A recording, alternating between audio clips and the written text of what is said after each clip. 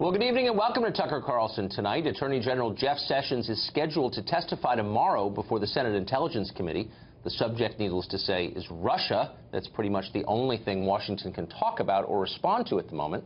Sessions may strike you as an unlikely Putin conspirator, having spent virtually all of his 70 years living in or representing Alabama. That's an awfully long way from Moscow in every sense. Doesn't matter. Everyone affiliated with the administration is a potential suspect these days. Sessions says that as a member of the Senate Armed Services Committee, he talked on 2 separate occasions with the Russian ambassador to the United States. And that's it. That's the total known extent of his contact with the Russian government. But it's enough. According to top Democrats, Sessions must resign immediately.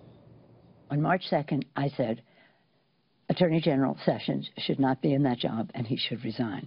So that's, what, 3 months ago, more than 3 months ago. So that's my position on him. I don't even know why he is still Attorney General. He lied before Congress in order to get confirmed. That's a perjury charge. He also lied on his security clearance forms about his Russian meetings. Those are false official statements. He should have resigned months ago. For the good of the country, Attorney General Sessions should resign.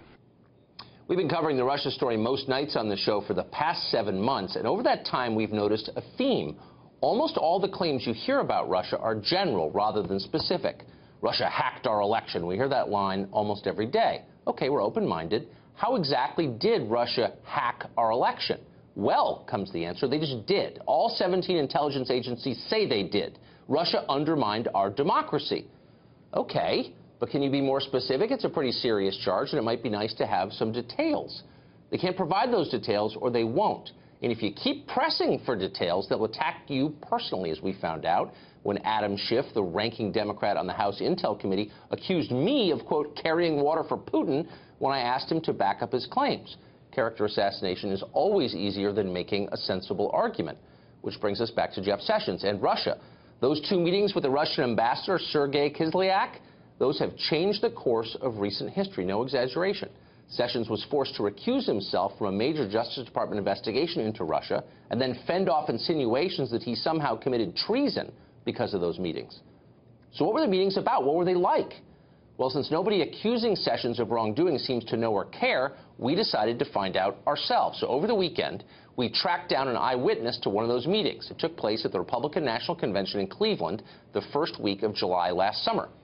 It was an event called Global Partners in Democracy.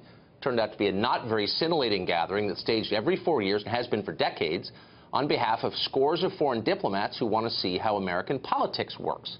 So Sessions gave a speech, and as he left the stage, about 15 ambassadors walked up to say hi to him. Kislyak was among them.